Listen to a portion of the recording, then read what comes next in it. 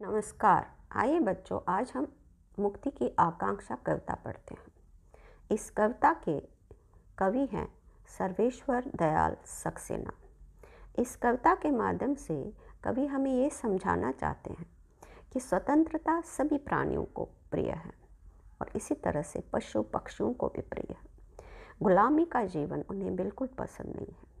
चाहे बंधन में कितनी ही सुख सुविधाएं उन्हें मिले, उन्हें गुलामी का जीवन पसंद नहीं है। वे स्वतंत्र जीवन जीना चाहते हैं और अपनी मेहनत से, परिश्रम से अपना दाना पानी खुद ढूंढना चाहते हैं। आइए पढ़ते हैं इस कविता को।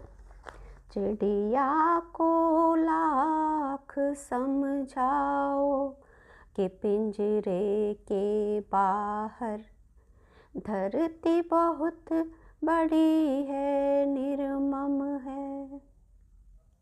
वहाँ हवा में उसे अपने जिस्म की गंध तक नहीं मिलेगी। यूं तो बाहर समुद्र है, नदी है, झरना है, पर पानी के लिए भटकना है। यहाँ कटोरी में भरा जल गटकना है। बाहर दाने का टोटा है, यहाँ चुग्गा मोटा है। बाहर बहेलिए का डर है, यहाँ निर्द्वंद कंठ स्वर है। फिर भी चिड़िया मुक्ति का गाना गाएगी। मारे जाने की आशंका से भरे होने पर भी पिंजरे से जितना अंग निकल सकेगा निकालेगी। हर सू जोर लगाएगी और पिंजरा टूट जाने या खुल जाने पर उड़ जाएगी, उड़ जाएगी, उड़ जाएगी। आइए अब इसका अर्थ पढ़ते हैं।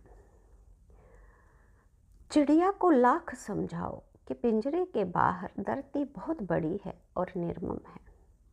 कवि कहते हैं, चाहे चिड़िया को तुम कितना भी समझाने का प्रयास करो कि पिंजरे के बाहर धरती बहुत ही विशाल है और कठोर है, वहाँ हवा में उसे अपने जिस्म की गंध तक नहीं मिलेगी। कवि कहते हैं कि वहाँ उसे हवा में जब वो उड़ेगी तो उसे जब किसी दुर्घटना का शिकार होना पड़ेगा तो उसे अपने जिस्म की गंध तक नहीं मिलेगी, अर्थात वो अपने जिस्म को कहीं भी प्राप्त नहीं कर पाएगी।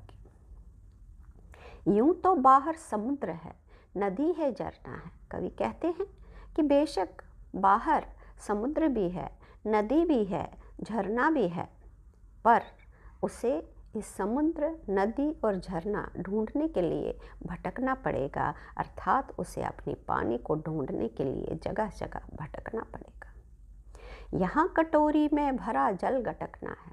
कवि कहते हैं कि पिंजरे में उसे कटोरी मिलेगी जिसमें भरा हुआ जल मिलेगा और सिर्फ वो उसे पीना है, उसे दर दर भटकना नहीं है।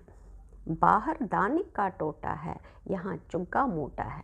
कवि कहते हैं कि बाहर उसे छोटा छोटा दाना खाने को मिलेगा, टोटा का मतलब है छोटा छोटा, यहाँ चुग्गा मोटा है और पिंजरे में उसे मोटा मोटा दाना खाने को मिलेगा।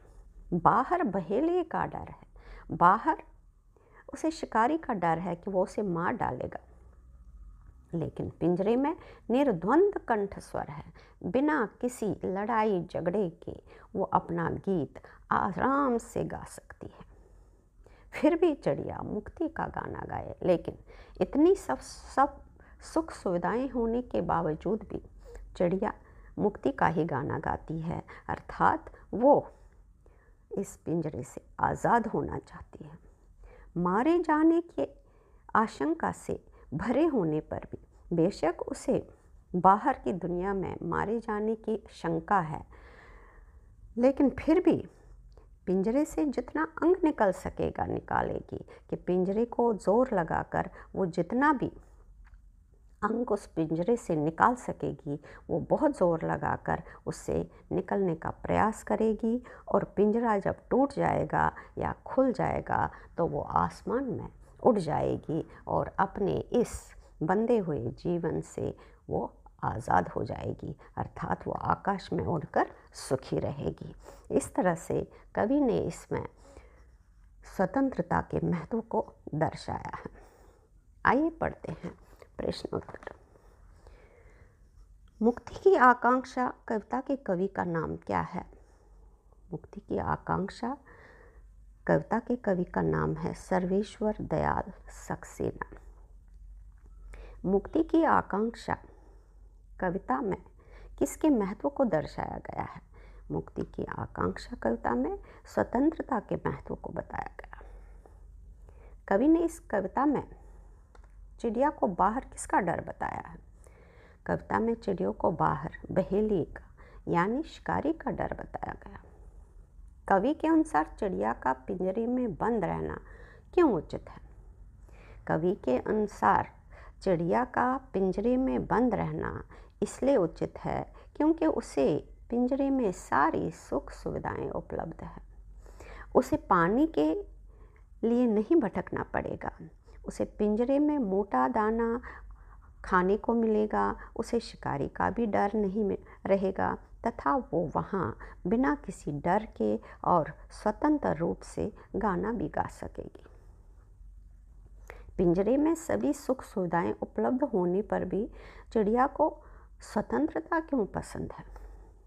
पिंजरे में सभी सुख सुविधाएं उपलब्ध होने पर भी चिड़िया को स्वतंत्रता इसलिए पसंद है क्योंकि वो आकाश की ऊंचाइयों को छूना चाहती है।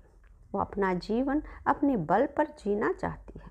वो कठिनाइयों का सामना करके दाना और पानी ढूंढना चाहती है और वह किसी पर निर्भर नहीं रहना चाहती।